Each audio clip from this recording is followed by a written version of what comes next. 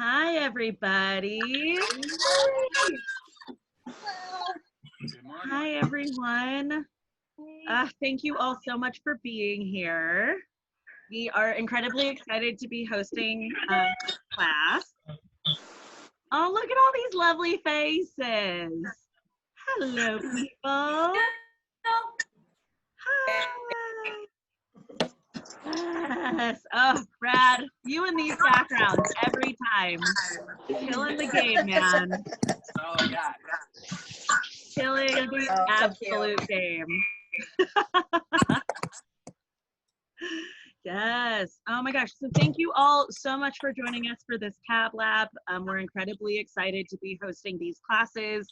Unfortunately, we know we cannot be in a classroom with you. CAB has decided that we want to wait this out until things are a little bit safer. And so until then, we are offering these weekly classes and workshops in specific specialties that are more geared towards home classes versus physical in-person classes. So thank you all so much for joining us and for being a part of these CAB Labs. We're insanely excited about hosting this one because I think we all know that this might be our life for a little while. And so this is a wonderful opportunity to get to learn from someone who's incredibly experienced in this field. So I'm going to be handing it over. Oh, and a friendly reminder, this class is going to be recorded. So don't worry if you happen to miss something, you will get a copy of this recording so that you'll be able to reference it in the future. Also, if you have a question, please place that question in the chat section over on the bottom. I'm pretty sure everyone here has used Zoom before, but just in case, there is a chat function on the bottom. Please make sure to check in on that. I'm gonna put my headphones in, sorry. No worries. I was also gonna say, I'm also going to, if you haven't muted yourself already, please go ahead and mute yourself. Yes, thank you. Yeah, I was about to say, if everyone could please mute yourself. This class is gonna be a bit more of a lecture style, but there will be space for questions. And if you do have a question in the chat, I'm gonna be the one that will be being like, hey, Dusty, we got a question. So I'll be keeping a close eye on the chat. So if you have a question or something that you want to ask, please place it there, and then I will make sure Dusty has it. And then we also will be open to questions at the end of the class as well. I think that is everything that I needed to say. So I'm going to go ahead and mute myself, and I'm going to hand it over to Dusty. Thank you so much, Camille, for that wonderful introduction. Hi, everyone. I don't know Zoom very well. I don't know how to Zoom. I'm just looking at Camille, so I guess I'll just talk to Camille. You can hit if you go to the upper right-hand corner, you'll see a little grid picture that looks like a bunch of grids. Yeah. And that is the gallery view where you'll be able to see everybody. All right. Hi, everybody. Hey, how's it going? Thank you so much for coming. We have a lot of information to cover. A lot of it's going to be stuff that you weren't looking to know, but a lot of it is just really important because there's a lot of terminology in the history of video that slowly has transferred through production and post-production. And I'm going to just touch on things because it's going to come back around later, full circle. So, all right, let's start with video itself.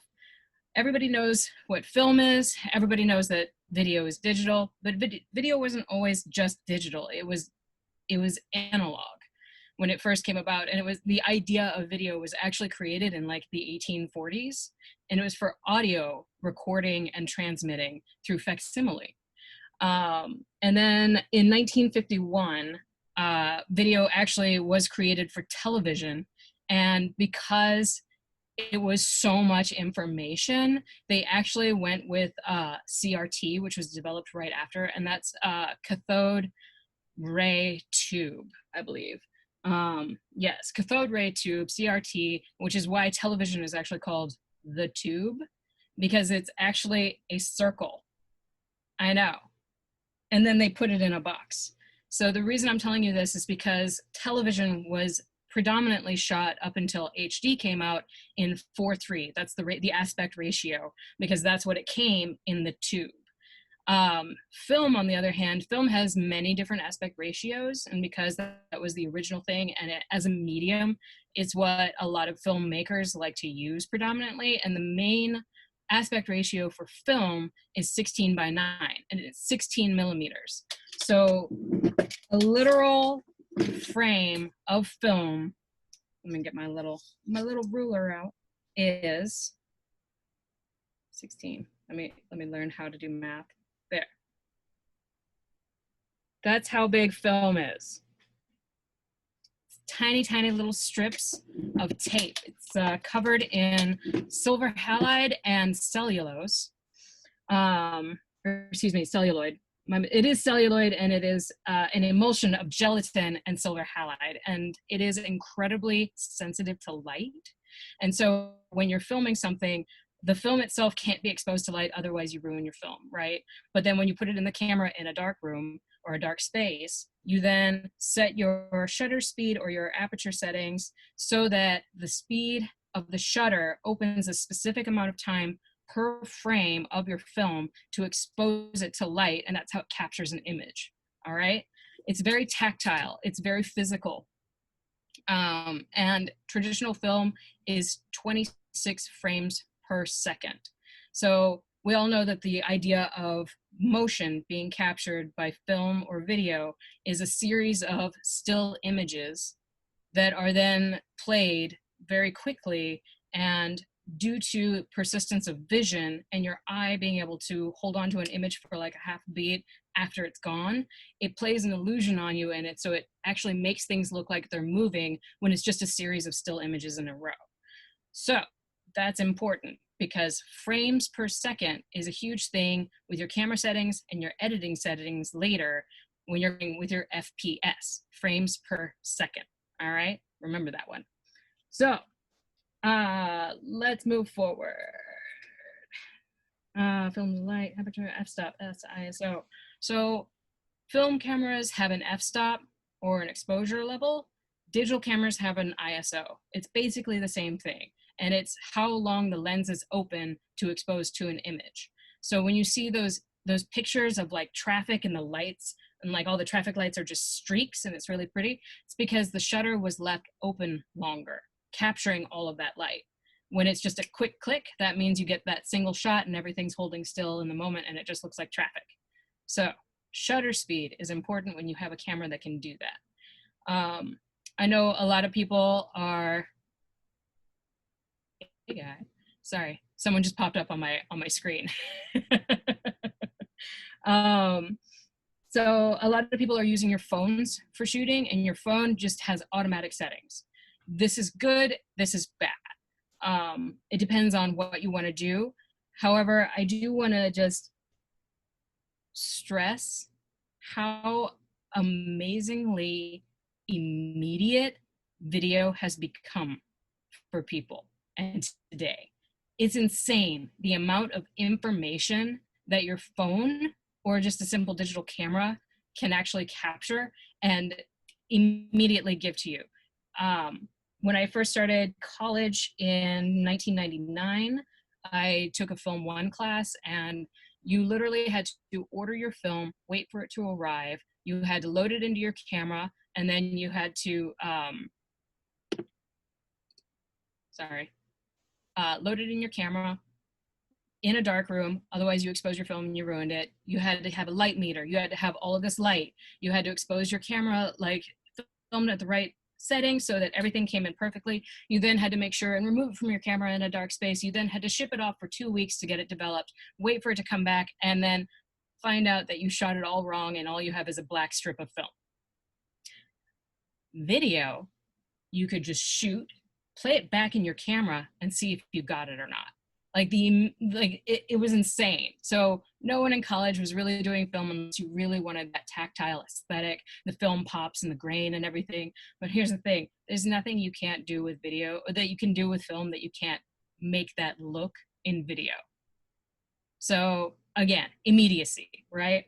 However, if you want the art of that medium and you want to go with that, go with that. Like, I'm not gonna knock anybody. You have amazing patience. I don't have it. That's why I went with video. So moving forward, that is just kind of like a brief history. So analog, I'm gonna share my screen. When you first edit in film,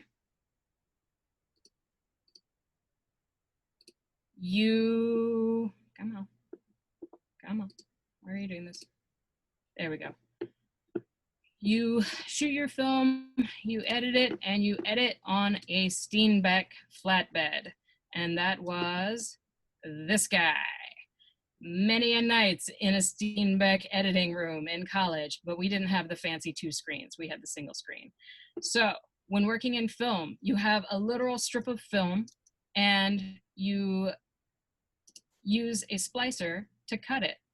So a splicer, you take your film, you load it into the little ridges there, and you like stamp it down, and it cuts your film. It literally cuts the film. And then you go in on your Steenbeck and you tape it together into little pieces, and you run it through and you see your edit. You don't like it, you take it out again, you take your tape off, you recut it, you tape it back together, you put it back through. It's a huge process. But I just want to point out that cutting is a very important aspect of editing, because you cut a lot of scenes out, right? Right. So moving forward, we then went into analog editing suites. This was my freshman year in college. So you have your source footage or your playing footage in this VCR. Yes, a VCR. You have your 2 toggle switches that hooked up your recording VCR. You had your playing footage, you had your receiving footage monitors, and you would literally toggle forward and back in a linear fashion. So even early video was incredibly time consuming because you couldn't just jump around, all right? So after jumping around all the time, digital came out. Digital was magic because you actually had like a computer, a hardware system for video editing in digital. It had all of the like crossfades and transitions and all of that cool stuff, right? But it was a full-on machine. And then from VHS and VCRs, we went into mini DV, which was those tiny, tiny little bitty tapes, and cameras that could play them and record them, and then you'd input into your editing machine, and you'd have the footage digital, and you could jump around. Like you could go from the beginning of your tape to the end of your tape in a split second. Again, immediacy. So 1996 comes around and DVDs come out, and now everything can be recorded digitally, even beyond digital tape to digital just files recording. What is this business? So when you have film that is exposing gelatin and light, you have tape, which is actually a magnetic strip of, well, literally tape, and there's magnetic dust that goes on it, and it comes out in a series of zeros and ones and numbers, and that actually creates an image for a computer to read. So there's no degradation in copies, because all it is just rereading the same numbers over and over and over. So you could easily make copies of things over and over and over. So again, back to the digital world of how much easier life is in making copies and jumping around and working in the source footage, in receiving it to get all of this. Okay, moving forward, we're gonna go into actually making something. So you have an idea, a concept, a narrative, a story that you want to tell. The best thing you can do is write a script. Or from your script, well, actually, you write your script or you write your idea, and then you create a storyboard. A storyboard is a series of drawn images. Here is a storyboard I did of a whole bunch of frames, right? So this is a bunch of different shots. Can you read it? Can everybody see this? I don't know if you can see this. You can't see this. Here, let me get in. Is that focusing? Is that backwards? Everybody can see little pictures, right? Little drawings. Yeah, Drawings are there. Camille, can you confirm that you can see that I have drawings and little like Yes. notes and things? Yeah, it Okay. is visible. Okay. So you create a storyboard of all your shots that you want to get, how you picture it, things to cut to and from, right? From your storyboard, you would then create a shot list. These are incredibly helpful while you're shooting, and then from shooting going into post-production. You create a shot list. So did you notice that I had little numbers on the squares of each of the little frames? I had those numbers so that I knew during production I could shoot them. You get into production, there's so much going on, and you get carried away, you get into the moment, you're like feeling yourself and doing all this stuff, and then you sit down like a day later to look at your footage and you realize you forgot like 3 essential shots. So a shot list is there to keep you on track, keep you organized, and I can't stress how important organization is when you're doing a production. Another part of pre-production is finding the right equipment, getting the scenes set up, having renting studio time, renting locations, hiring a crew, auditioning talent, like coming up with budgets and pitching it to producers to get money to get all of these things. Pre-production is an insanely important part of a production, and it's the actual like period of getting money together and getting the idea like fleshed out. So that will take us into actual production. We're going to talk a little bit about equipment. We're going to talk about roles, and then we're going to go into things you need to pay attention to when you're actually in shooting mode. So equipment. Everybody who is using, say, a phone to shoot your video, totally good. Like, honestly, I remember when I was leaving Playboy and I asked for advice from the studio manager, and he was like, if you've got a camera and editing equipment, you're in the game. So if you have a means of recording video and you have software or an app of some kind, you're in the game.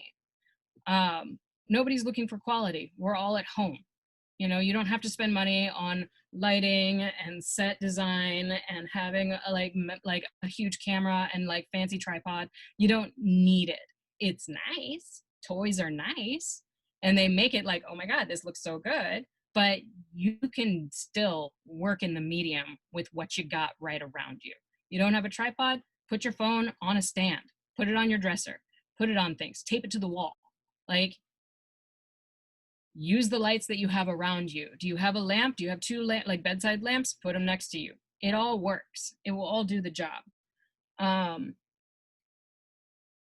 With your phone, if you can go into your camera settings, the key things you want to have set to is that you shoot in HD, which is high definition. Television used to be in standard definition. That was 4:3. That was the dimension. It was the square. Lots of like old episodes of TV shows were in 4:3, and that's why you see the black bars on either side of your flat screen, because it wasn't shot in HD 16:9 aspect ratio. So make sure you're in HD.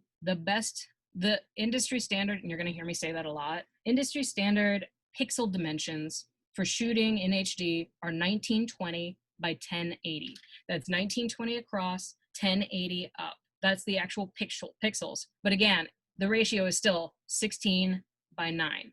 Very important, because what you don't want to do is distort your image. Can you say it one more time, Dusty, please? Yeah. It is 1920 across by 1080 up. I also placed that in the chat too. Yeah. All right. And then frames per second. If you have a fancy phone that can do multiple different types of frames per second, that's super cool. But standard for actual video playback is 29.97 or 30 frames per second. The reason you would want to do 30 frames per second is if you're doing something in slow-mo. A lot of phones have slow-mo abilities, and that's when you're shooting 60 frames per second. So the reason you want to up your frames per second is because you're tricking your camera. 60 frames per second is going to double it when you put it in a 30 frames per second timeline, because it's telling the system that, no, this was 30 frames a second. So after 30 frames, 1 second goes by, even though you shot it in 60, which would have been 1 second. If you keep it in 60, I don't know if anybody ever watched a soap opera, but that weird hyper real kind of like three-dimensionality to a soap opera was shot in 60 frames per second. So that's what that gives you if you keep it in 60 frames per second. But you can actually trick it and tell it it's 30 frames per second, and that's how you do slow-mo. If you have a camera or anything that can do even more settings, that's awesome, because slow-mo is super cool to look at. Okay, so the thing with a phone is that it auto exposes and auto focuses. This can be good, this can be bad. If you have a way of making it manual, that's better. It's a lot more work, and it's one more thing, two more things actually you have to pay attention to. But autofocus is great if what you're shooting is staying pretty much still in the dead center of your shot, of your frame, because it automatically sets, it wants to focus on what's holding still. So a lot of times you're going to shoot something where you're doing a whole lot of things in front of a screen or in front of a backdrop, and then you get it and you look in your footage and it's focused on the backdrop behind you. It's because it was holding still and you weren't. So the more you can fill your frame with yourself, the more likely it's going to focus on you. If you have a phone that you can turn around and you can watch yourself in the video, just keep tapping it to make sure that you're what's in focus, and it does that. Also try to hold still. If you have a phone where you can control your focus, that's awesome, because then you can do really interesting compositions and have your subject matter talking, thinking dramatically at an angle in your frame, as opposed to sitting here talking to you like this. So these are some of the pros and cons. Again, I can't tell you how insane technology is today, especially regarding focus with a lens. Like, the human eye, it will never be replicated. The fact that you can look at something a foot away and in almost a split second be able to look at something hundreds of feet away and still maintain focus is insane. A camera can't do that. It has to like search for it and find it and still get it. So the fact that a camera can find its own focus is super cool. So as frustrating as it can be, still try to appreciate your technology. So focus, auto exposure, a lot of things will happen when you have a really light skinned person in front of a really dark backdrop and they're like really, really small in it. It's going to try to balance all the darkness around the white, like the whiter image, and the whiter image is going to get blown out. So you adjust your exposure level and lower your shutter speed so that it's not open as much, and then the subject will be in a better white balance than its surroundings. So that's another problem with a phone, is that it can't, I don't know how many phones have the ability to manually expose your video and shutter speed. But those are things, if you have a camera that can do that, that's stuff you want to play around with and work on. If you do have a camera that has both autofocus and manual focus, one of my favorite tricks is to zoom in on my subject, let autofocus find it, snap it back to manual focus, and then zoom back out, and it'll hold it. So it's a quick way of getting getting something in perfect focus without having to like do it yourself. And then you can zoom back out and it'll stay that way because you put it on and it's not going to change it after that. Little trick there. All right. Okay, production. So you have your camera, you have your lights, you have your audio, you have people who all have to run this. The reason a production has such a huge crew is because there's so many elements to pay attention to.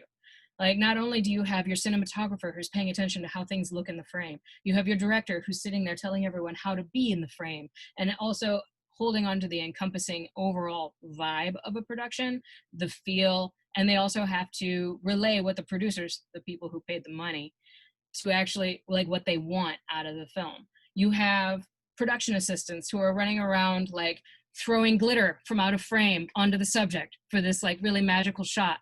You have the lighting people who are sitting there making sure all the light is right and catching the glitter. You have the audio person holding the boom mic with their headphones on, listening, making sure that they get the, oh, during the glitter.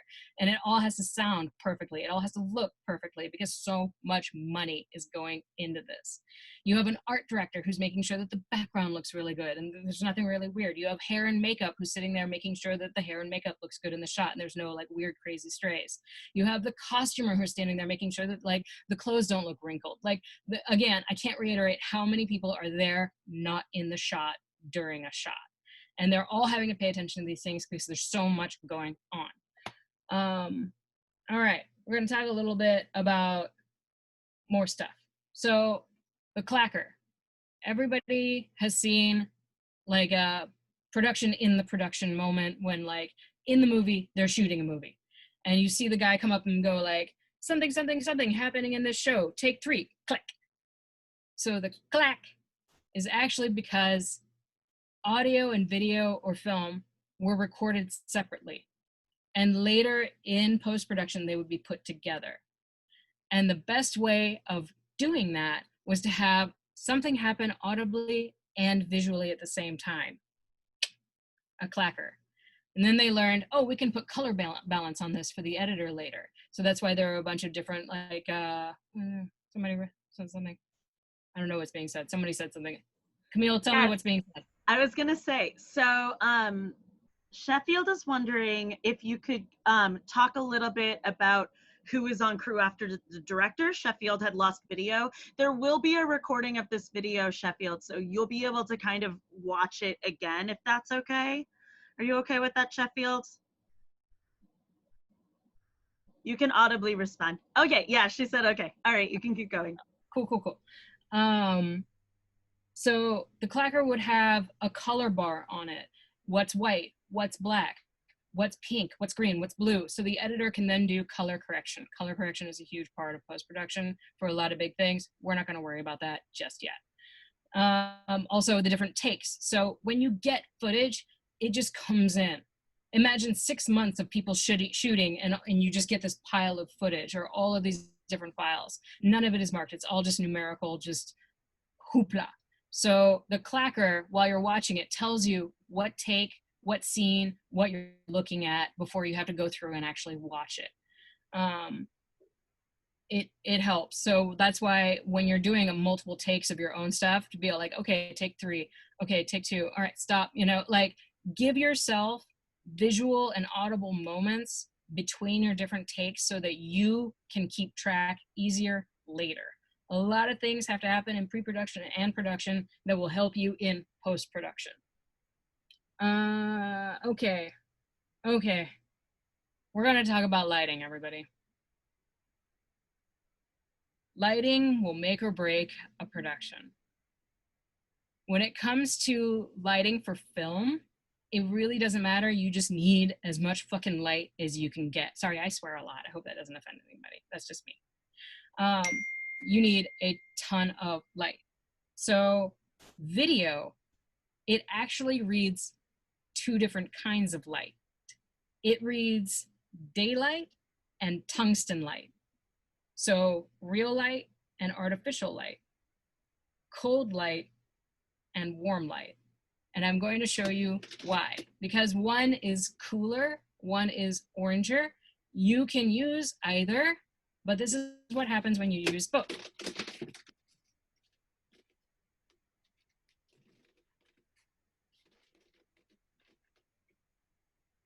Am I both blue and orange? That's because I'm showing you daylight in conjunction with a warm light bulb, right? Okay, so that's why you want to make a choice.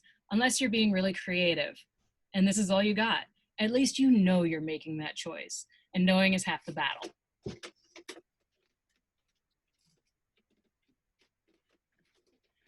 Okay, so when you're deciding on your color of light, also fluorescents are great for daylight. I know they look like shit normally, but on video, they actually work really, really well. Daylight is the cheapest and strongest light you can possibly ask for. It floods the scene. It's amazing. And that's why so many productions are like, you need to be on set at 5 a.m. so you can get into hair and makeup and be ready by sunrise, because a whole day of shooting costs so much money. They need as much natural light as humanly possible.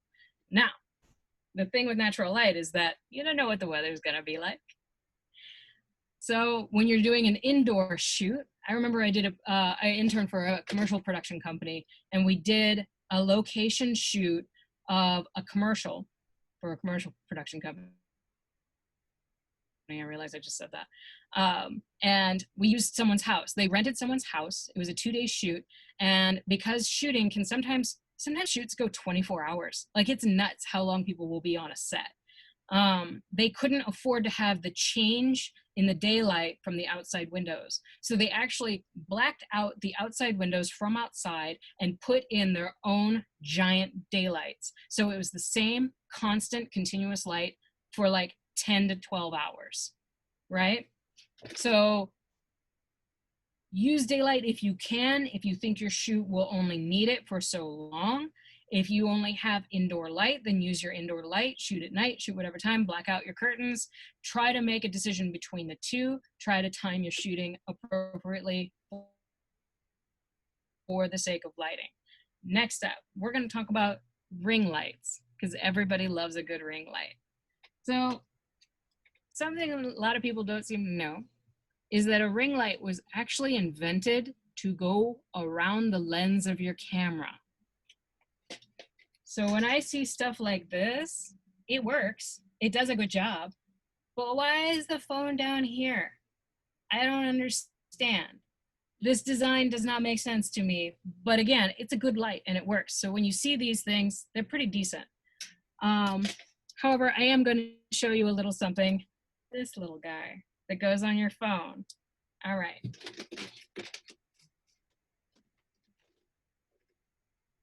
Where's my So, put it around my lens of my phone or of my computer. I'm gonna block this light because I just want you guys to see, oh, you worked earlier. All right. Hi. This is some really amazing lighting because there are no shadows at all around my face. It's all just a nice unanimous light around me because it's around the lens. I know I look good, right? Yeah. So otherwise, dramatic lighting, horrid lighting. Don't ever do this to yourself. Decent lighting, overhead lighting, and always play with your lighting. It can make or break your shot. Like I said earlier, lighting is key. And then if you want something to be really dramatic, dramatic shot, dramatic light, dramatic light. Play with it. It's fun. You can express yourself through light and your camera angles. Okay. Find you guys. See, may I ask a quick question? Yes. So, someone had asked earlier about whether or not, do you possibly have, and you might ask this a little, you might talk about this a little later, but this felt like a good time to ask, if you by any chance have like a beginner's kit of suggestions for things that are good for filming acts and for setting up for filming acts. Depends on how much money you want to spend and can spend. Like, if you're a beginner, I don't think you should spend money, in all honesty. I think you should use what you have and then learn from that. And based on that, start researching and looking for equipment that you want to enhance things that you want to do. Like, okay, I did this. This is what I felt was lacking. Here are the things that I want to do. What are things that'll help me do what I want to do? Like, if you're wanting, are you shooting indoors or outdoors? Most everybody's shooting in their apartments. So it depends on how much space you have, how strong of a light you need. Like that, like this is just a phone ring light. Like, there are so many companies that make these. It's got multiple different brightness settings. So it's actually really cute and decent. But again, it's only good for like up close stuff. I wouldn't use this if I was shooting someone and I had my camera 6 feet away from them. So A couple of people are asking if it was possible to maybe get a link list of like the kind of like what you're showing and maybe any recommendations, because there's lots of products out there and just any that are working for you, if you could make a list. Yes, I can do that for you all. I will Awesome. Google that for you. Thanks, my friend. All right. So lighting, we talked about the drama of lighting. Feel free to get creative. Okay. Oh, I want to talk about how to set up a light real quick. If you're like, I got some money, I want to spend this, I want to make this a thing. So this is a stand for a light. When you're setting this up, I'm going to give you just a couple of tricks so that you're aware, because when you spend money, you don't want to spend it again because you just broke your equipment because of something dumb or just something you didn't know. So we're going to put the weight at an angle. Let's say I'm shooting down with it. All right, tighten it, make sure it's nice and tight. And then when you go to set up the tripod part of it, you want your tripod as wide as possible to give it as much stability as you can, right? So I have this as open as I can. I'm gonna tighten it again because you don't want that shit going loose. And then a big thing is to make sure that the weight of the head of your lamp is over a leg, right? I don't know if you can see this. I'm trying to angle this. Okay, maybe that works there. So the weight of my lamp is directly over this leg because that's going to give it the most stability, right? Because if you have the weight of your lamp in between, work with me. All right. In between the two, you have a better chance of the weight of the lamp pulling the light forward and it falling. All right. So when you're setting up a lamp, make sure that the weight of the lamp is over the leg. Oh, I think that works. That gives everybody the idea. Weight of the lamp over the leg. Okay, cool. Next up, when you're raising it, start with the top collar. Oh, this is a twisty thing. You want the top piece to go up first, and then the second tallest, and then the third, because you're trying to keep the weight of the stand lower at the base, again, for more stability. All right? Does all of that make sense? Yes? Nod your heads. Awesome. Ooh. All right. Set the guy down with the weight over the leg. So that is just basic setup with stuff with tripods. Camera weight, usually a camera tripod is going to be pretty heavy and it's going to be able to do that. If you have a kind of thinner one that's flimsier, I would recommend putting, and you have your camera like not over the center of the tripod, I would recommend putting it over a leg if you can. Otherwise, just be really careful. But again, you want to try to keep as much weight at the bottom. That's why sandbags are a huge thing. A C-stand is basically a tripod with a shaft and you clamp things onto it. So when you need like something to just kind of hang out and do a thing, or if you need stuff to hang out and like hang in this way, you attach it with a clamp on your stand and you weight it with a sandbag. So that is just some basic setup. Audio. Oh, audio. Oh, audio. The tunnel. The downfall. Okay, so a lot of cameras and phones have audio recording for you. That's great. Super awesome. It's not going to be the best you can record out of. Like most video cameras have the ability to record audio. If you have an external mic you can get, awesome, that's even better. The three main different types of microphones are a dynamic microphone, a condenser microphone, and a contact microphone. I could go down this like vortex of microphone types and everything, and I'm not going to because it would be an entirely different class. I will say when you're recording your audio, try not to do it in a place with a lot of acoustics that have a lot of bounce to them.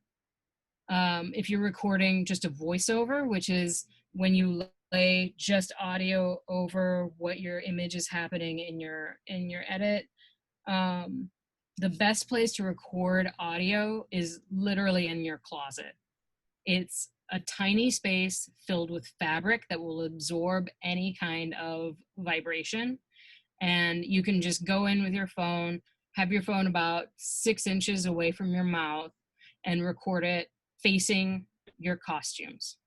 It's a great trick for just getting a clean audio edit.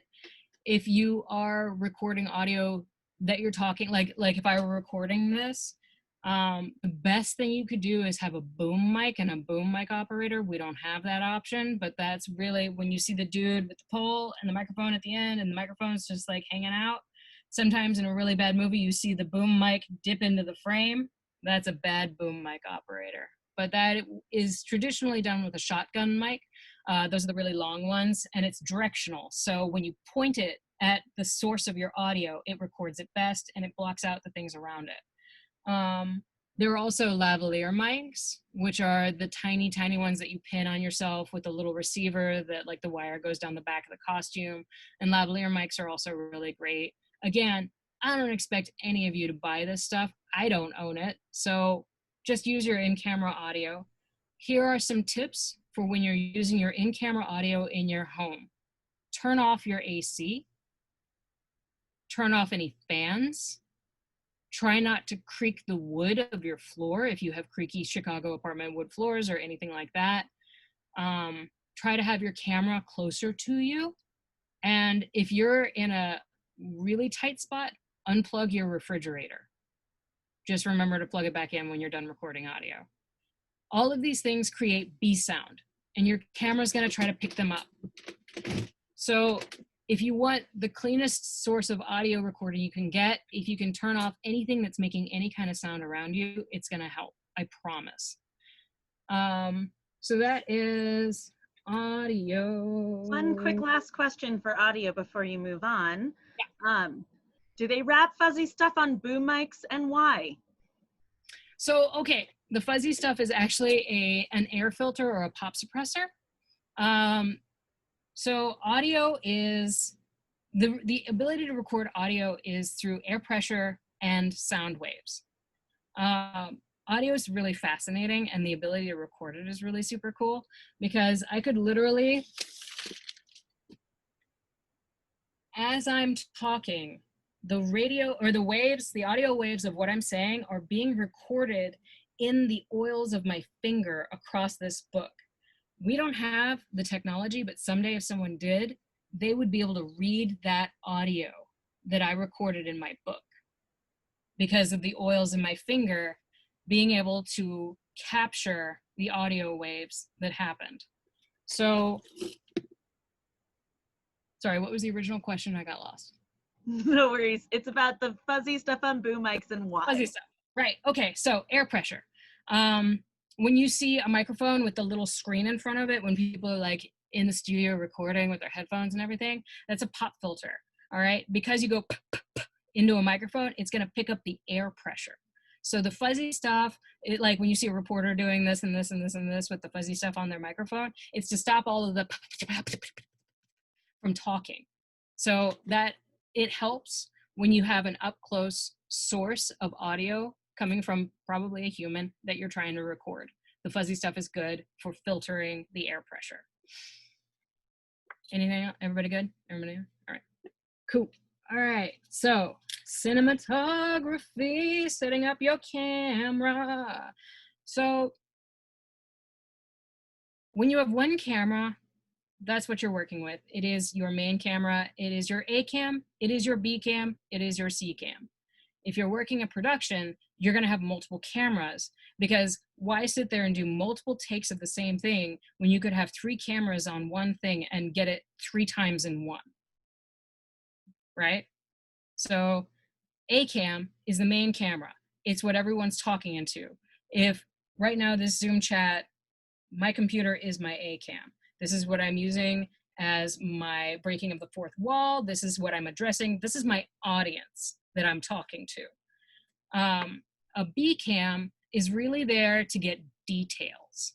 So while someone is, say, talking about how to solve a Rubik's Cube, your main shot, your A cam, will usually be like a waist up of the person with the Rubik's Cube doing stuff, talking to the camera with the cube. Your B cam is going to be sitting there zooming in on their hands and the Rubik's Cube. And as they're saying what they're doing, that's getting a nice tight close up so that later the editor can cut back and forth between your A cam and your detail shot, right? A C cam is usually getting a wider shot. It's like, here's the environment of what's going on. Here's an establishing shot of the building going inside. Like, a C cam is really a bonus camera. For most part, most productions have like an A and B cam, mostly. But when you're your own self shooting everything, you are all three of these things. Yes, like a master. Your A cam, main camera, master cam. All right. So, cinematography, you've got your A cam, your B cam, wide shots and close shots. So, unlike a stage performance where what you see is what you see, having multiple camera angles really helps create interest, and it gives you opportunities to cut back and forth between things. You can never have too many shots to choose from later in post-production. So let's say you're shooting your own act. You want to have a main shot of you head to toe doing your entire act. You want to have a waist up shot so that you can just get a little bit tighter on facial expressions, movement, because the majority of the action is waist up unless you do a lot of footwork. If you do a lot of footwork, you'll want to get another shot shooting your feet. If you do a glove peel, you will want a close-up shot of your hands as you're peeling the glove. Why not? The detail is what you're really trying to get across to your audience. It isn't just, here's me as I smile at you peeling a glove. Why not give them this beautiful shot of the glove coming off really up close and really beautifully framed? You have options. You want to cut back and forth. You want to give them something visually stimulating throughout the 4 minutes that isn't just your presence. Presence is really difficult to convey through video versus live performance. I personally don't have it. I have to depend on different camera angles and different shots and things like that in order to make my videos look more interesting. Everybody's different though. Maybe a person does have the majesty they need just to be able to hold your attention for 4 minutes straight in a single camera. However, as a society, we all watch so much television, so much TV, so many movies that we're used to seeing up close shots, dramatic shots, wide pans from the cityscape. Like, we're used to seeing lots of different things in a 4-minute video, that to not do that, it's jarring in a weird way. Okay, up close, zooms, zooming in, zooming out, things you can do that are fun. A zoom in is really to bring attention to your subject. Again, this is a means of using the camera and the medium in order to bring focus to your point, right? Lots of things can be happening all in a shot, but when you're slowly zooming in, it creates an intensity. And to do a dramatic pan out, like Shaun of the Dead, super great use of panning when they're like looking through the mail slot and they're like, no, nobody's here. And you have this shot of nobody. And then he like just turns and looks, and then the camera turns and looks, and then all of a sudden all these zombies are in the shot.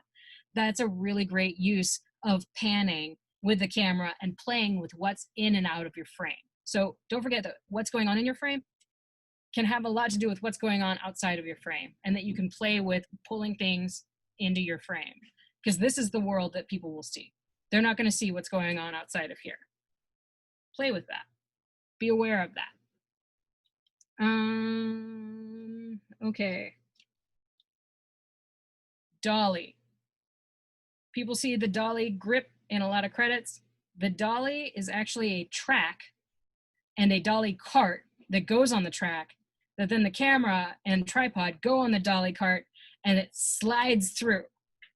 And that's how you get those sweeping shots, moving shots, people running. Oh, he's running so hard. How come the camera's not bouncing all stupid like my phone? It's because it's on a dolly track. So I don't expect y'all to rent a dolly track and a dolly cart and a tripod and a camera and in order to do all of that. But I have a really, really great trick to give you a cool dolly-like effect. If you have a flat surface like a tabletop or a floor, whatever, depending on like what's going on in your frame, wrap up a sweater, no zippers, no buttons, just a sweater, set your phone or camera on it, and you can drag the sweater across an even surface and it'll give you a really fun, really cool dolly effect. It's a broke artist's means of getting a shot without having the equipment. It's also just really great for home stuff. Yes, I'm glad you have a floor, Brad. Everyone needs one to stand on. All right, so that's a fun thing. Okay, when you're setting up your shot, your camera angle is very important, especially for your A cam, because you're two-dimensionalizing a three-dimensional subject, right? We all happen in real life, in 3D. There's a lot of depth going on. But when you put it on a photo or a screen, you're flattening it. So whatever's closest to the camera is going to be biggest. My hand is not this size in real life compared to my head. It's also not this size in real life compared to my head.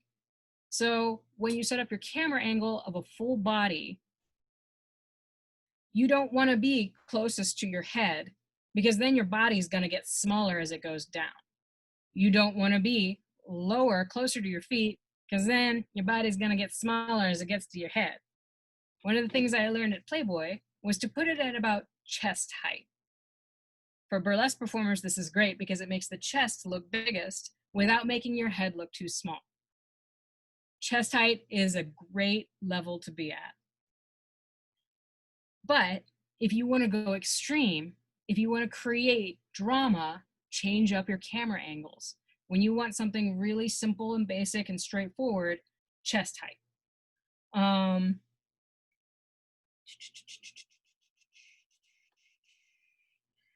All right, that is shooting.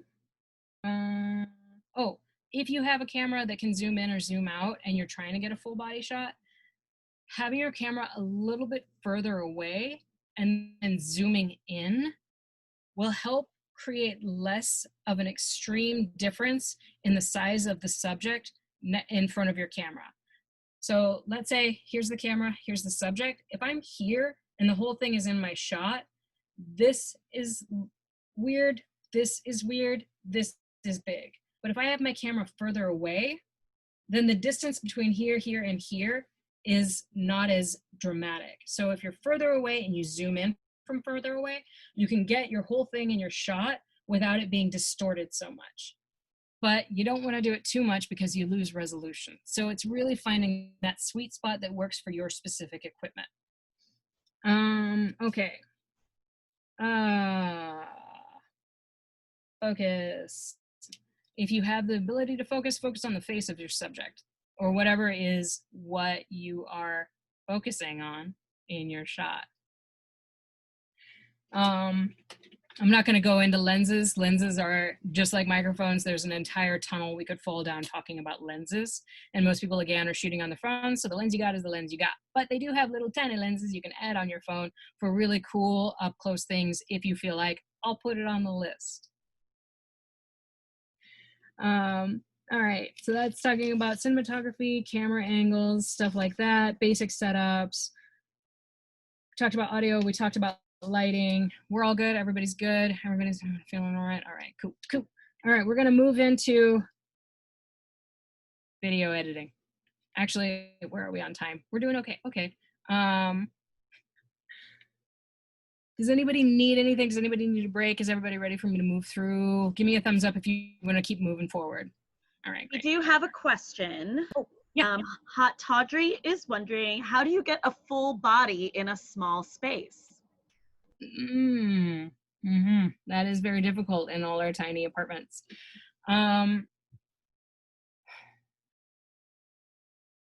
It's gonna depend.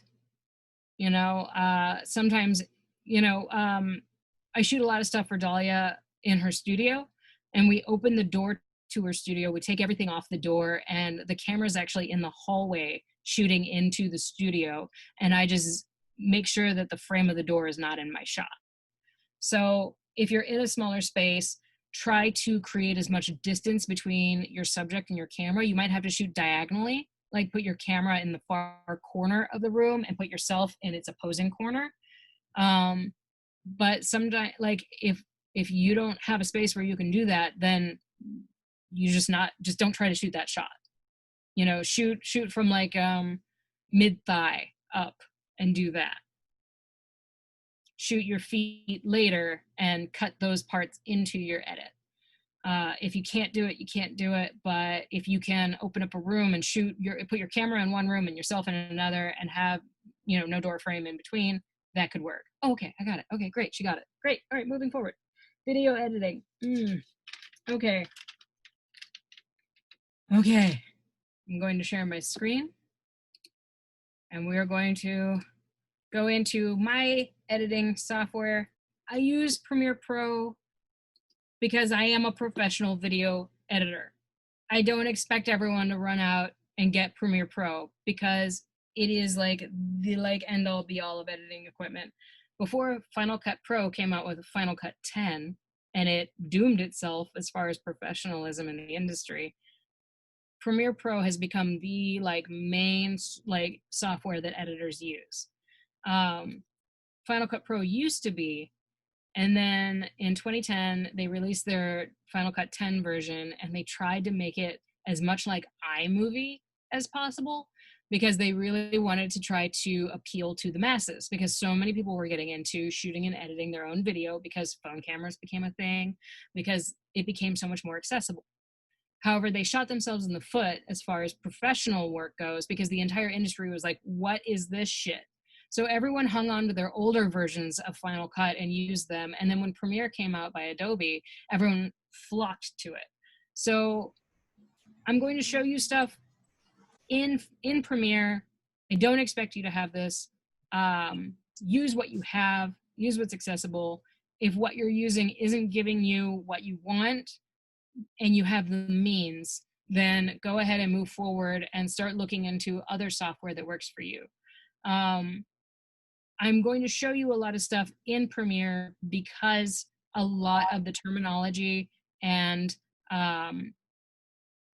setup is very similar in a lot of editing platforms.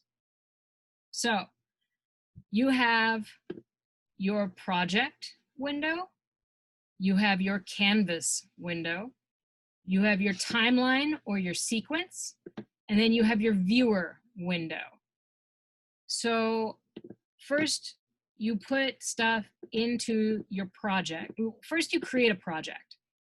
And this is kind of weird, but organization for your editing is incredibly important because you slowly will start ending up with so many different assets that it could send you into madness, not knowing where everything is or having it properly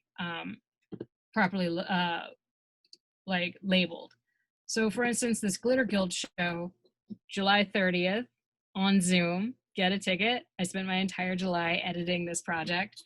For the Glitter Guild show, I ended up having over 700 different assets.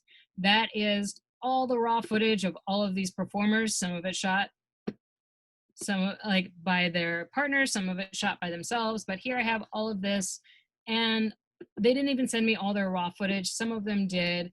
Here is an example of unlabeled raw footage that was sent to an editor. This is a lot of work just to go through this, which is why it's so important for people to label what they're doing and have it already done and have their clips chosen for your editor. Then I have, so now that's just the raw footage. That's just raw footage. Here are title cards that were created for things. Here is sound. In sound, here's another folder for sound. And oh, look, here's another folder for sound. This is how much audio. This doesn't even include the music folder. So again, more signs, more text cards, all of the backdrops for all of the green screens. I have more signs, more backgrounds. Like, this project is huge. And this is even kind of out of order for myself, and it's driving me a little crazy, but it's fine because I have most everything organized into folders, and I saved all of my project settings into the same folder. it's important that you do this because I don't believe in throwing away anything, because you never know later down the line when you're going to need something or if you're going to need it.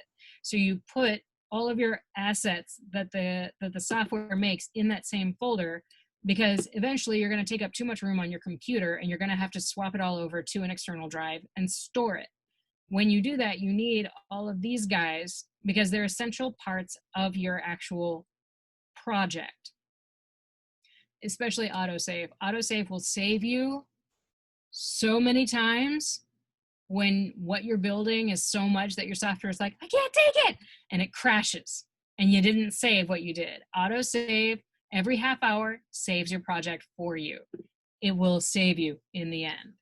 So that's just some of the organization that's important. When you have source footage, you want to put it all in the same place and in that same folder, and then in your project, you move it into the project, because after you've put it in your project and you move it to a different folder, your project's like, where did it go? I can't find it. I don't know what to do with missing all of these things. Don't freak out. It's going to be like, these items are missing. And then you just say reconnect media, and you go to where you moved it and you reconnect it. But it freaks it out. So it's just easier on you for later to have it all organized already. So a couple of things I wanted to add so I can just show you guys how to add stuff was a couple of audio tracks. I got you guys. All right, so I went and got those earlier, and you just add it to your project. But it popped up. So this is kind of making me nuts. I'm going to create a bin. A bin is a folder, but they like to say bins because back to film, you would put all the reels in a bin. So I'm going to say raw for my source footage. I'm going to put these guys in my bin. What else have I got? Yeah, it's in the bin. Boom. That was also a thing. And then I'm also going to create another bin. You can always right click. You can always click on the icon. Audio. Again, organization. It feels so nice. So I'm just using green screen as an example because green screen is an incredibly technically based form of the process, and a lot of people are wanting to do it. Actually, I'm going to stop sharing real quick because I just want to see raise your hand if you are wanting to do green screen stuff. Green screen stuff, a few of you. Most of you are just wanting to shoot your own acts. Okay.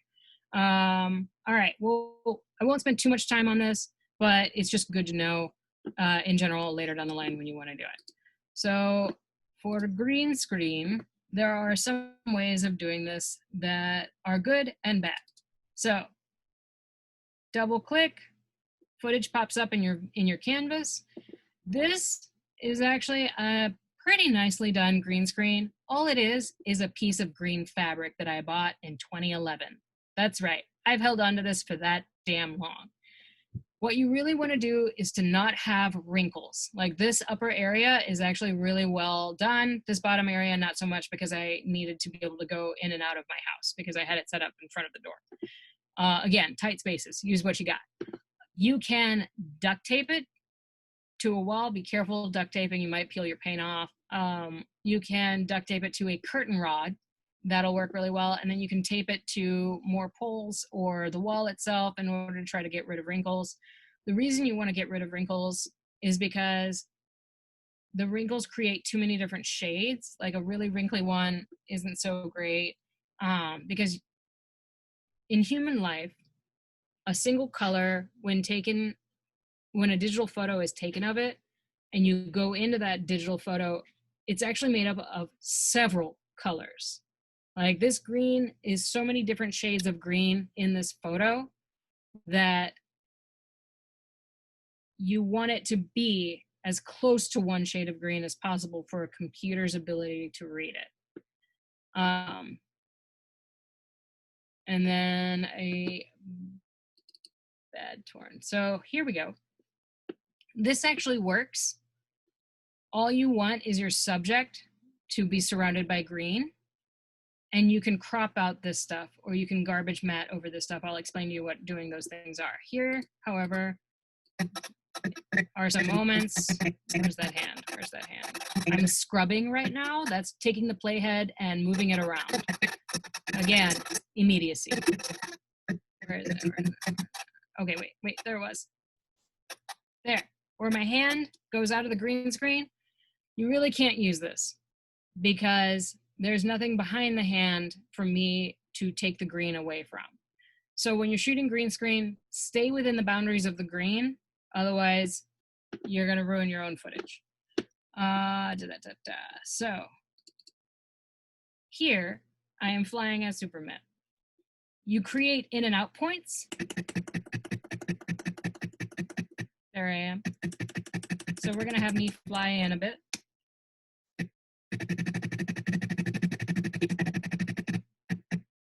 And then I'll fly out. So I hit I hit O, I for in, O for out, and I've created a clip out of my source footage.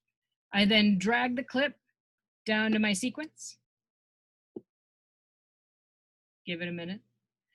And there I am being seen in my viewer. And now once you have your clip in your sequence, that's when you actually can add effects. So you double click it, and I realize it's like, oh, but it's there. But now I'm actually now on the clip and not the actual source. The clip is a piece of the source, but this is the specific part of it that I'm actually going to use effects on. So there are so many different little tiny icons in editing software. You're not expected to know them all, but you got to find them. I go down to my effects. I have all of my effects here that I'm able to use that just come with the software. And you want to go into video effects. And then I want keying. So it's called keying because you're keying out a specific color. That's just the term for it. The one for green screen in this is an ultra key. So I put an ultra key on my clip, and then I sample the color I want gone. So that is now the clear background behind me. This is all now transparent, but it's not that pretty, is it? No. So you go into the settings of your effect, and you click on the things that need to be messed with. A lot of green screen is playing with it. So I'm gonna up my pedestal. Do you see in the viewer how a lot of that white is going away? And then I wanna get rid of some of those shadows and some of that action. And you just play with it. Bring my hair back because it's important to me.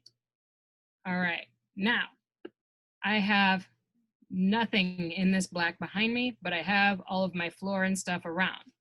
So I'm gonna go into another effect, which is cropping. I'm gonna make you small. Crop out this stuff. So I need definitely my bottom cropped out. See how I'm bringing this up? That's going away. Okay. My top needs to come down. I'm gonna block that out. Okay. See, now how much of my left can I do? Not enough. That's okay. I can still fix that. All right, so most everything is gone. There, you can save stuff. You can save it. It is time consuming and a pain in the ass if stuff is moving, but I'm going to create a garbage mat or a polygon mask. So a mask or a mat is something you can use as a tool to block out things in your shot. So that was a really simple one. Sometimes for some scenes, you have to go frame by frame and have all of these different little points be moving frame by frame in order to block things out. But this one should be pretty easy. Okay, there I am. I'm fly in darkness. Now I need to have a background. So I go back to my project. I have a background. Come on, there's my background. And I don't know how long my clip is, so I'm just gonna take this background and put it underneath my green screen image. And then I'm just gonna make it the same length. So you gotta look at your different video and audio channels as layers. Your number one is gonna be bottom, and then as they build on top of each other, then the image will be seen on top of each other. If I had this here, you wouldn't see my video of me down here. So you always want your background behind your subject. So here I am. That in-camera audio sucks. I'm going to lock my video. I'm going to highlight my audio, and I'm going to delete it. So now I have no sound, kind of boring. So let's add a sound effect. What? Why, look, I have this wind blowing sound. All right, we're going to make that a little bit shorter there, bring that in. I'm gonna come to my end. Come on. And then this list of tools are amazing. They also have hotkeys for them, but I'm gonna go with my razor tool and I'm going to cut that audio, go back to my cursor, highlight it, delete it. And now, audio. Still kind of boring. So why don't we do some classic.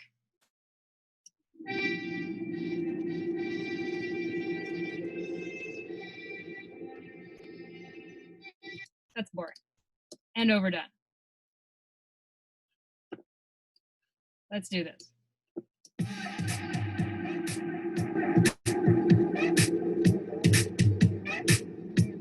All right. So, and then you can always go back and clean it up more, take things out, rah, rah. Now, we want to have me fly into the frame, give you my look, and then fly out. So I'm going to highlight my balls, that's me, and I'm going to put a key point on my position. So that's where I want to be when I end. I'm going to head back to the top of my shot. I'm going to put another key point in, and I'm going to move myself out of the frame. I think there were 400, maybe? Oh, not quite. So that's, again, something you play with. So you have your axis over here, you have left and right, and you have up and down. Let's try a negative 600. That's close enough. We're going to go to there. Give you my smile. Put another key point because I want to stay in that position. And then go to the last frame, put a key point, and I'm going to go negative 2600 so I can just shoot out. All right. Here is our clip.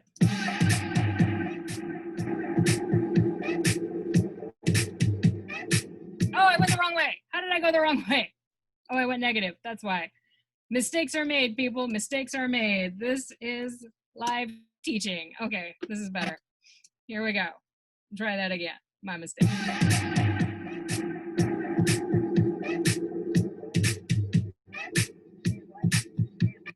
So that's our video. Okay. Ready for export. Or I could cut some different scenes. I could do some different stuff. But for the sake of time, let's go ahead and do exporting because this is also a very important part of the process. So I'm going to rename this demo. And that is what I want. I have my demo sequence and my project highlighted. You don't want to be highlighted in your actual timeline. You want to be highlighted in your project. You want to highlight the actual file itself. I'm at 29.97 frames per second because that's what I shot it in. So I go up to export, my media, what I have highlighted. Give it a second. She's old. Okay. So I just want to get a look at my actual shots. That's what I'm doing. High bit rate. Okay, bit rates. So a lot of people are making stuff for streaming online. A high bit rate is as much information as possible that's in the actual video itself. And you can imagine that a medium or a low bit rate means less information, which makes it a smaller file. So when you have a really high bit rate and you're streaming online and people are watching things on Wi-Fi, you're going to get a lag.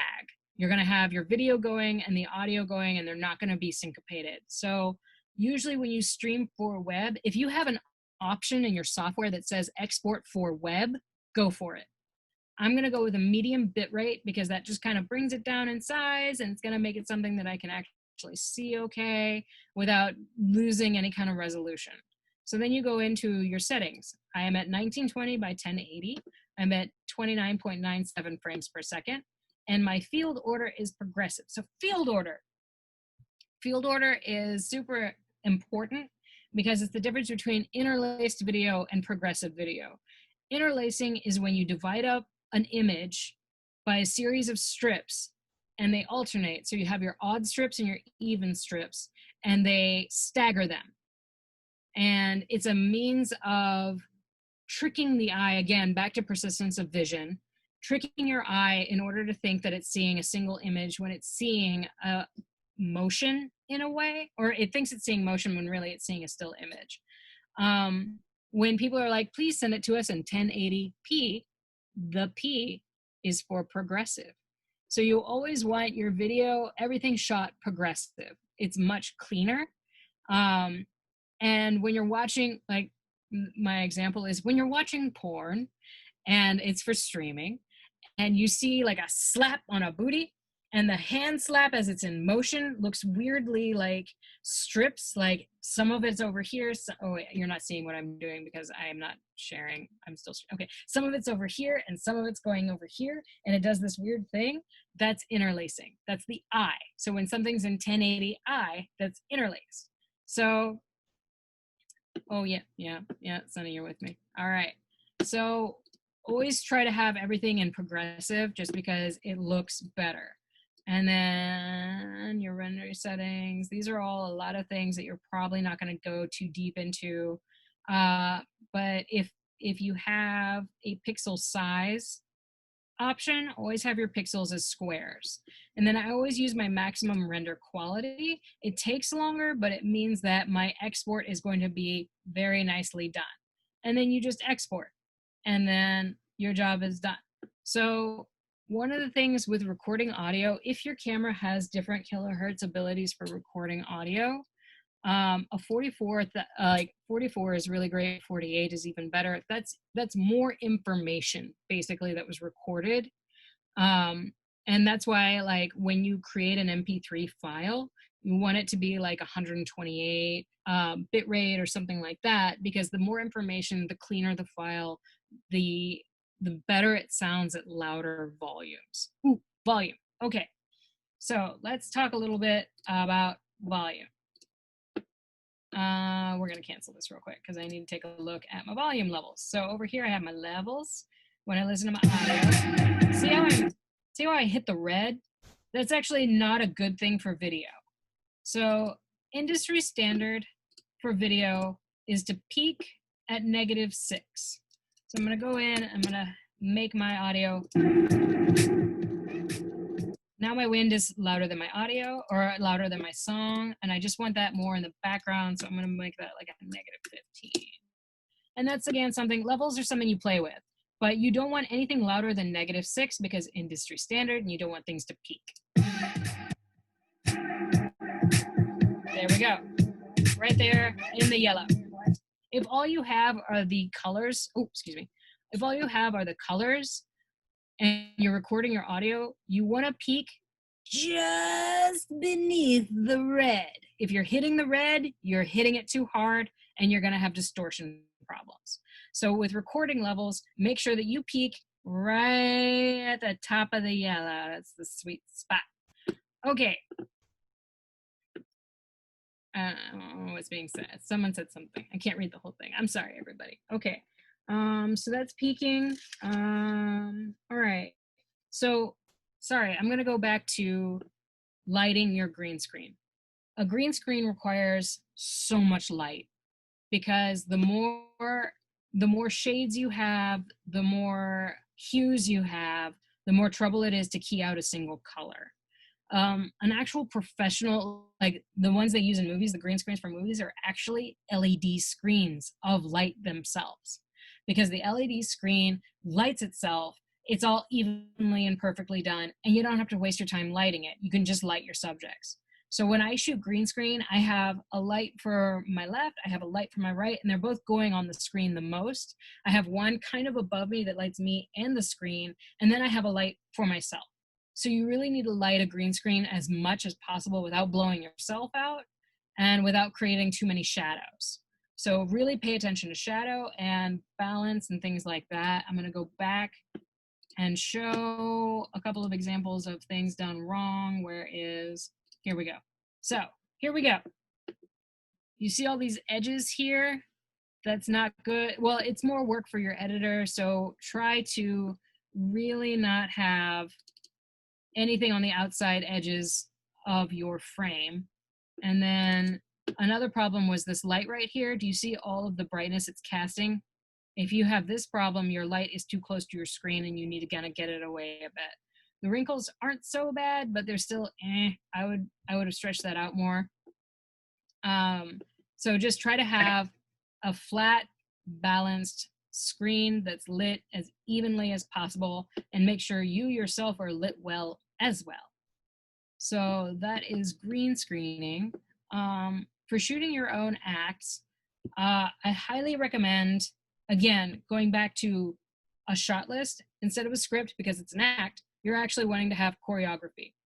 Most everyone has their acts choreographed. It's really important that you do this because you will use it as basically a template or like a bone structure for applying the muscles and applying the blood and the tissue and the skin and like fleshing out the rest of your actual project or your act itself. So you have a choreographed act, you get your main shot. And then you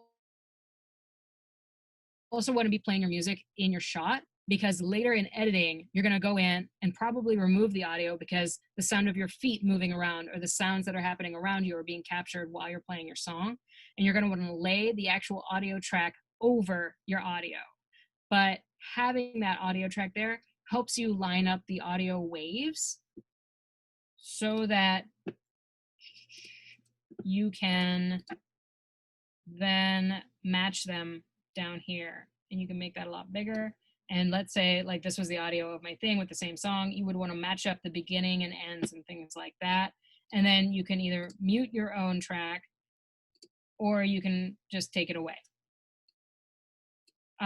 When I shoot live shows, what I'll do is I'll not only use the audio in my camera to record the audio of the room, the MC, the audience, and the music so that I can sync it later, but I also request the actual tracks from the performers so that I can lay it over. But I keep the room of the the room audio that I captured live, because you get the crowd, because you get the MC, because you want to hear that applause, because when you take it away, it's kind of weird to watch like this live performance happening with this like perfectly applied audio over it and not hear the cheers, you know? So you can kind of do that and keep that and have that cleaner audio of the song, but still have the vibe of the room in the sound. So back to choreography. Sorry for all my side steps. There's so much information. I apologize, everyone. I'm all over the place. When you choreograph your act, you know at this point I'm going to take my glove off. So you want to take an up-close shot of that glove. At this point, I'm going to remove my, I don't know, I'd say pants, but my panel skirt. I'm going to remove my panel skirt. So you want to get a close-up of your hands unfastening things. You want to get a close-up of your hands on your hose as you do your peel. You know, close-ups are going to be key in really showing off beautiful images of your act and the details and the things like that. Have shots of your eyes looking at the camera that you can drop in places. Have as many different things that you want to feature that you can in order to make it richer and fuller for your act. Let's see, talking about doing acts and things like that, talking about green screen, I talked about that. Okay, we're gonna go back and I'm gonna show you just some different things. So in editing, so let's say that's a thing that happened. So when shooting green screen, one of my favorite tricks to do is to shoot it in profile. This is the only time I will ever be okay with shooting anything for an act or a movie or anything in profile. And it's because I have a trick. So you shoot it in profile. The key is, again, never to wave your arms outside of the frame. So it only works if you're holding very still and you're just addressing the camera and you're not moving around a whole lot. So let's just have, it doesn't really matter that I'm talking or not. I shoot it in profile. I fill as much of the frame as I can with my body. I come over here and I rotate it. So not only do I have a nice thigh up, waist up shot of my Tauren, but I can also shrink it down and have a pretty decent like calves up shot. And then that has created options for me using the exact same shot for green screen. Back to 100. So I have something We shall meet again. that I can cut to and from using one shot. It's a fun trick because all of this green is going to be taken out. So it doesn't matter what size the green is around me. It's all going to be taken out. Again, if my hands or arms go outside the frame, it's going to look weird. But it's a useful trick when you're doing some green screen, you don't have a lot of space, and you need to turn your phone at a vertical. You can shoot it that way and still have options in a single shot. Fun trick there. Now, if you're running into the frame, I don't recommend it because then you have to run in from the side and you have to kind of stay on the side. Otherwise, you have to do that panning thing that I did with the flying me, and you have to have it like slide into the middle of the frame. So a lot of movement in front of a green screen isn't the most effective thing you can do.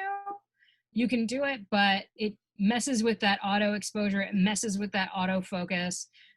So green screen stuff, I highly recommend holding as still as you can in front of it and having your shot set up solely for that. That was my green screen trick. And then we're going to go into more effects just so that you guys have some ideas. We're going to talk about transitions. So transitions are an important part of editing because, like, for instance, here, this is a jump cut. It's just one to the other, and that's just how it happens. There are things called dissolves or crossfades, and you add those for between your edits to create something to have happen. I want that shorter. Predominantly, a crossfade is used to show that time passed. And I'm telling you this. Sorry. We shall meet. To make it so that you know that this is a trick that's used in the industry. You know, a lot of times there'll be a scene and two people are having this really important conversation. Like, let's say it's in a TV show and they're in like a coffee shop and they're talking and it's really deep and it's like, oh, and then we have to kind of leave and one of them is sitting there thinking and it crossfades to say the exterior of a building. It's because time has passed and we're changing the scene. So you use that crossfade as a tool to tell the audience time has passed and we're moving location. And then the building is actually used to establish the new space. That's why like a lot of sitcoms will like open up with like the shot of the apartment building and like the piano music, dee-dee-dee, and then it goes into easy cut into the conversation of the next scene. It's because it would look weird if you had this like really important discussion at the coffee shop and then it immediately jump cut to this other conversation later in the episode of two people someplace else. So you use visuals, audio, and crossfades as tools to show changes in the narrative. Cool? Cool. There are tons of different types of transitions. Crossfades, dissolves, fade in and out of black, fade in and out of white, things like that. And then there are just like fun things that are kind of like, I don't know if anybody ever saw that episode of The Simpsons when Lisa had like a home editor and Homer kept telling her to do a star wipe. So that's kind of what these guys do. Try that again. So that was like a cross one. And a lot of different editing softwares will have different ones that you can apply. Come on. Did I just crash? No. We shall. different things like that. You use them depending on the vibe and the feel that you're wanting to do for what you're making. Everything has a purpose. So just make sure when you choose a transition or an effect that it has a reason. Like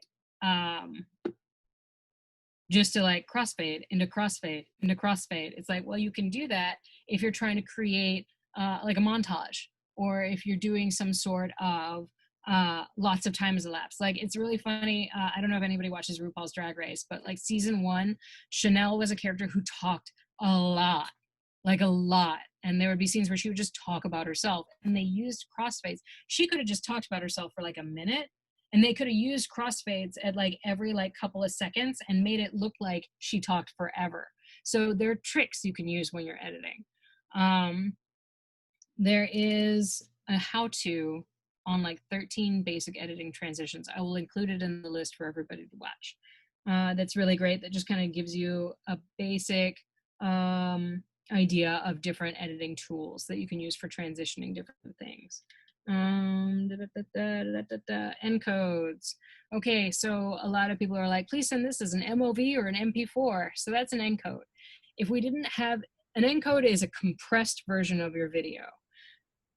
Before we did compression, everything was uncompressed and it was way too much information. That's why video wasn't picked up in the 50s, because it was too much to actually use, and they went with CRT.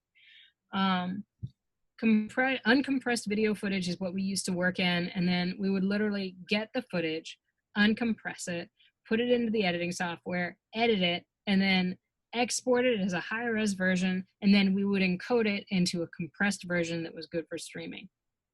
All of that is being done for you now. You literally shoot something, put it into your software, edit it, and export it however you want. It's insane, the immediacy that's available today. Appreciate it. So an encode, yeah.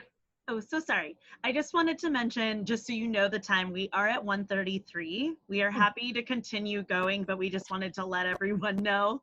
You're like right at the end, right? Don't. Like okay. Literally on like Perfect. I just export. wanted to give you a heads up just so that you knew, just in case.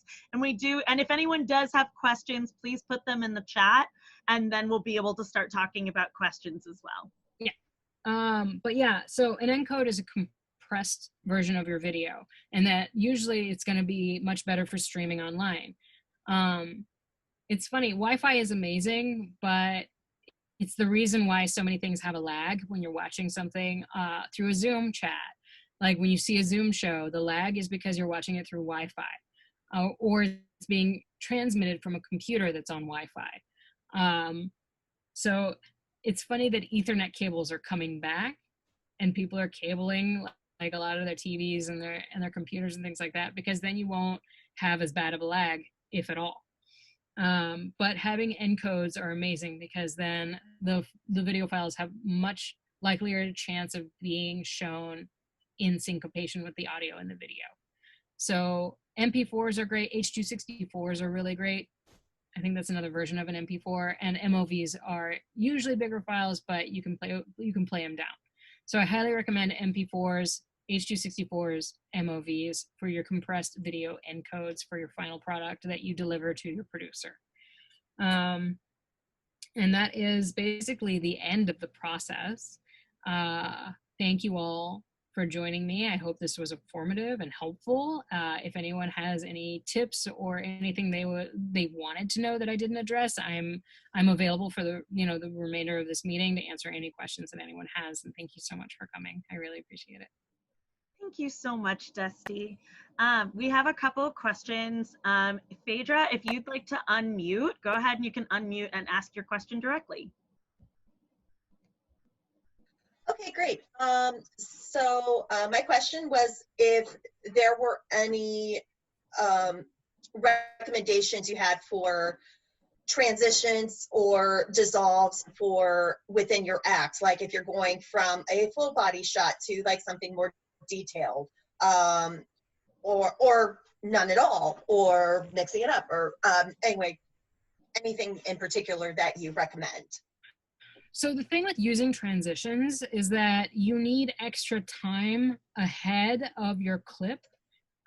It's funny, I got a lot of footage for this project that was shot by a lot of performers. I don't expect performers to know how to shoot, you know? And so a lot of them literally sent me like the frame or two, like 2 or 3 frames right before they started delivering a line. And I really could use 2 or 3 seconds of them being in character and then going into the line, and 2 or 3 seconds of them after the character staying in character after the line. And that would have given me more wiggle room to play with in adding transitions. Yeah. The main point of a transition is when you go from one scene to another. So you don't really need them when you're cutting to and from in the middle of your act. Okay, I would great. recommend not using a transition, but a crossfade is always just lovely if you want to create a composition of 2 different images at the same time. And then I highly recommend making sure you shoot them in a manner with the intention of having a long crossfade between them. Awesome. Thank you. Great. Let's go ahead. I believe the next question was from Brad. If you want to ask. I think you, are you? Yeah, Oh, I there we just go. wanted to know. I just wanted to know if you had any knowledge or recommendations of basic beginner video editing software, and also any recommendations for the most economical. Thank you. For beginner software, if you have something that came with your computer, start with that. Like, as far as economically speaking, use what you've got. Like, that's my main point in any of this. Don't invest any money until you're ready to, and you know that what you're using is limiting you. There would be times in college when I would go to check out equipment and they wouldn't have any tripods left. So I'd be shooting my scene in an alley. I would literally just put the camera on a dumpster and use it as a tripod. Like, use what you have in your surroundings. A lot of people are doing green screen to take away from the fact that you're shooting in your own apartment. I did a video where I highlighted that I was shooting in my apartment. So if you've got software already, use it and learn from it, because you don't have to invest any money. As far as economical, the thing is that video is not an economical medium. Like, it's incredibly expensive. You always need the new technology, because every 3 years, technology is, you know, ancient. My phone from 2 years ago is a better camera than my really expensive camera that is from 9 years ago. So I'd say use what you've got. When you find you're being limited by it, then start looking and look at reviews, look at what people say, look at video tutorials, like a lot of things that are like, this is how this works. And if it looks like a format that you want to work in, go for it. Premiere Pro, what I love about Premiere is that I didn't have to buy it in like a huge hardware, like software sort of chunk. You pay a monthly fee for it and you get all the updates. Right? And I think it's like $22 a month, something like that. So if you're someone who can afford like a monthly expenditure, like Premiere is great, and you're like, I know video is the medium for me, I want to do all of the damn things with it, then like go for it, you know. But if you don't have to and you're not sure, don't buy shit. Did that answer?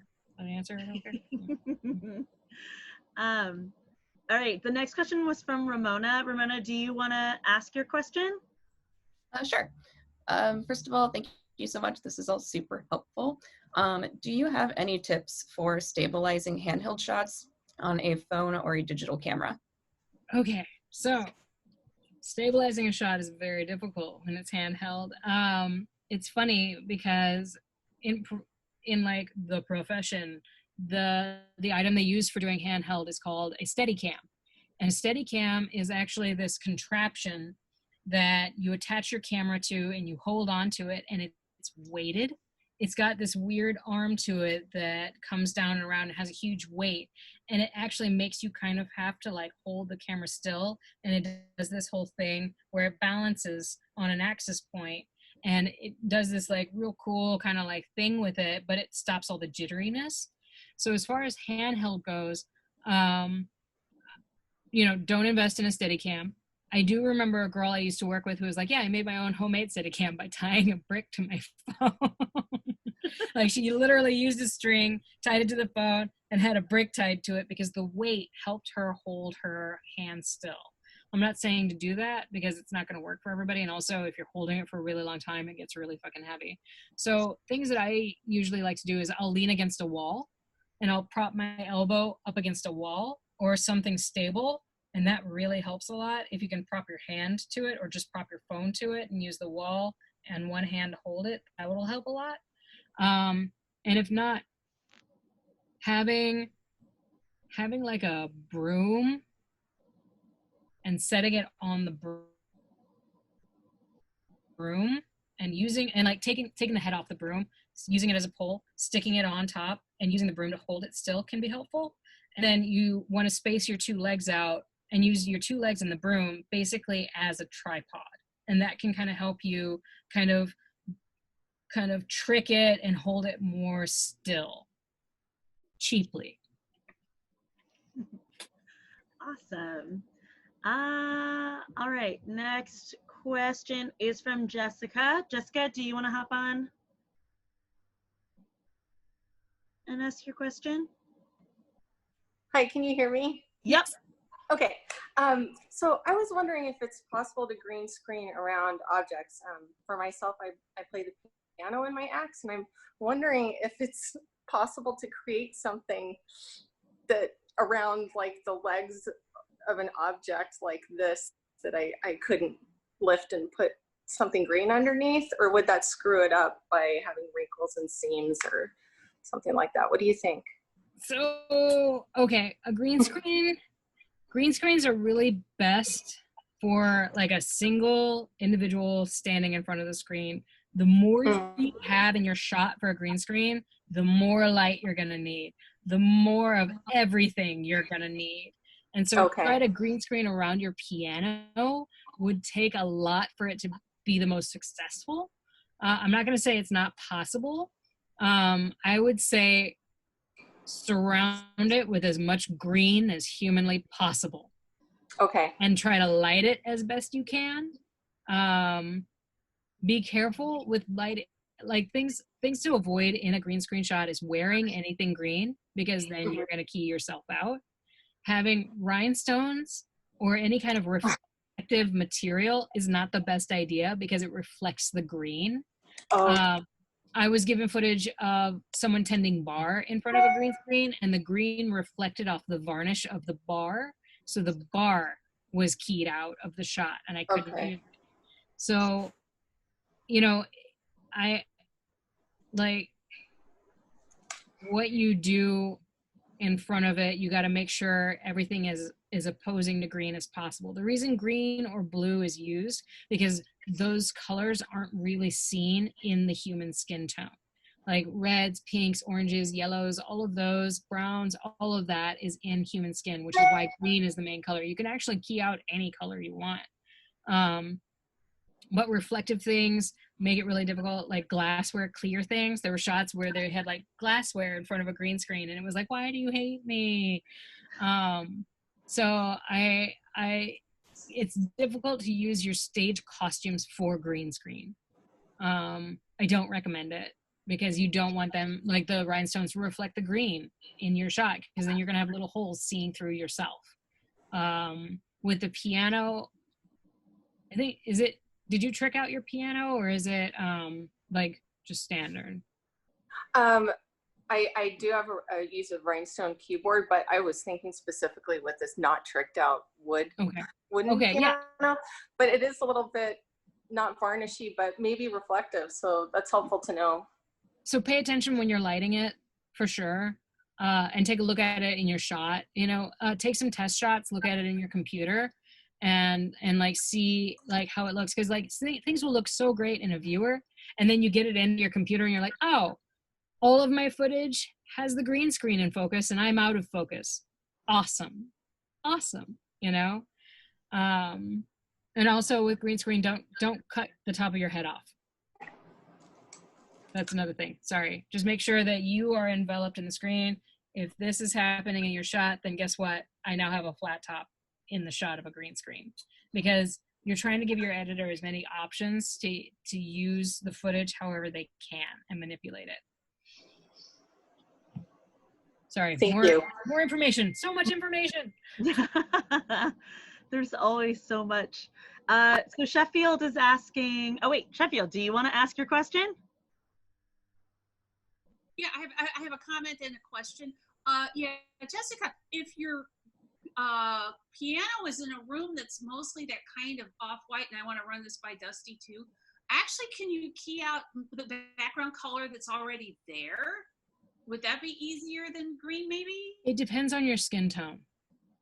Oh, yeah. Like if you yourself are a similar color to the beige of your walls, no. Okay. I thought I'd try. Okay. And I'm filming a parody commercial of like those injury attorneys, and I discovered you can actually record video with Zoom, so I can use the virtual background feature with Zoom and record at once and have the backgrounds right there. The quality is going to be a little cheesy, but that's okay. That's what I'm going for. So just see if you have any thoughts. But I did some test shots. I think it'll be okay. I recommend trying to put a piece of fabric behind you, like if you have green fabric or a blue fabric, and then wear an opposing color. I highly recommend doing that. Just to help out the green screen. I'm not familiar with using Zoom as a medium. This is still pretty new for me also. But those are just some things that I know will help you at least. Okay, I have an actual green screen. I'm going to be wearing a light blue shirt in front of it. So, and like my test shots were fine. Like so I did some green screen stuff with a different app, and actually my hair ended up turning kind of green. But oddly enough, with Zoom, at least the green screen piece of it worked actually really well. So your hair turning green, that's called spill. Okay. That's basically when the subject is reflecting the green. Some of that you just got to play with it. It really depends. Like it's probably the silver in your hair reflecting the green. Yeah. So if you have space, I would say get further away from the green screen if you can. Okay. And that should help some. Okay, that happened with my phone, but it didn't happen when I tried using Zoom. So it's like, well, now I understand why it happened. Okay, thanks. Awesome. I had a quick question, and then we should probably end for the day. So, hang on, I'll camera up myself. Hi.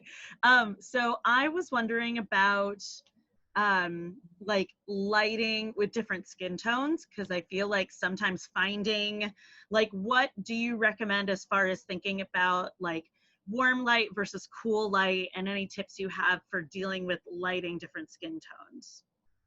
So it's funny you bring this up, because when we shot your troll stuff, I was actually having some trouble because of the cold light for some reason was really pulling the yellow tones in your skin out. And it actually made it difficult with the green screen. So if I were to shoot you again, I would actually maybe even try it with tungsten light and see if we got like an easier process with that. But it's really going to just depend on every specific skin tone. Like it's funny because like a lighter skin, like an alabaster skin tone, isn't going to need a lot of light because their skin bounces the light. But however, like a very deep chocolate skin tone is gonna need a lot of light. That's in like, besides all of the systemic racism that we have going on throughout our history in film and video, it's very difficult to light a white person and a dark-skinned black person next to each other. It's incredibly difficult, especially if they're interacting and moving about, because you have one who bounces and will just totally whitewash a single scene, and someone who needs so much light in order to be seen. It's difficult to have them both together in the shot, just for lighting purposes alone. However, I love a darker skin tone because it absorbs light, and you can really play with different colors of light with that skin tone and really come up with beautifully, like, just rich images with that model or that subject. So it's really just going to depend on the skin tone, and you just got to play around and look how it looks on a computer or on your screen. I did forget one last thing that's very important for all of us as performers, and I'm going to share a screen real quick. And that is, adding your payment information. So you always want to make sure they know how to pay you. So let's go into, where is my pay? Like, how do I make, where did that go? Where did that go? I know how to do this somewhere. They changed it on me.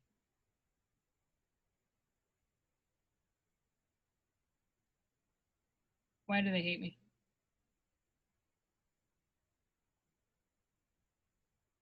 Maybe they put it as this. Maybe this is it. Did they do a thing? Can I do this?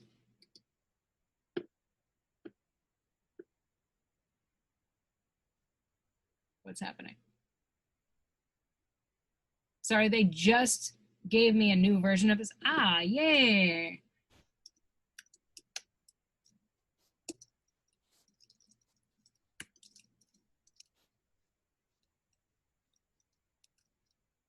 Payment information is very important. Ah, yay! So it created down in my timeline. All right, I see it now. They created down in my timeline a thing for me to play with. So I can play with the size. Oh, wow. I spelled my own payment information wrong. I can't believe I just did that. There we go. There. Okay, so back to this. I can make it a different size. I'm gonna go with 80. And I can also move this around. I'm gonna put you closer to the side. I'm gonna raise you up. And you just keep playing with where you want it to go. And you always want to have that payment information in a corner somewhere on it. A lot of things you can actually just grab it and drag it around and put it where you need it. You can also usually access these guys and change the size. So in case you really want people to know how to pay you, you put it right there. And then they know. You also can change the size of the clip so it can come on, it can flash a couple of times, it can go out, like however you want that shown, and you don't trust the producer or whoever they hired to handle that, you can do it yourself. So adding text is a whole other layer and world of putting things into your act with you. You can add poetry, you can add quotes from different things. It's one of those moments, it's like writer's block. Like you sit down and you're like, wow, I have the entire world of words in front of me. What am I saying? You know, so be careful adding text because there's a whole lot you can do with it. So sticking with payment information is usually the easiest. So always make sure you can make that money off your work. Heck yeah. Thank you so much, Dusty. This was incredibly informative and so helpful, and I really hope that everyone got a lot out of it. I know I definitely did. If you have any other questions that you do want to ask, please feel free to email. And I'm happy to connect you with Dusty, or Dusty, if you want to share your email for people to connect with you, stuff like that. We will get this recording processed, and then we'll be able to get it out to you all. We're still debating how we're going to distribute it. We're thinking, because we haven't done any of our other ones yet, but what we're thinking we're going to do is we're going to make an unlisted link on YouTube that we will send out to you all so that you have access to it and can watch it whenever you want. Please, if you had a great time at this class, please share, tell people that you had a great time, and tell people about the classes that we're offering.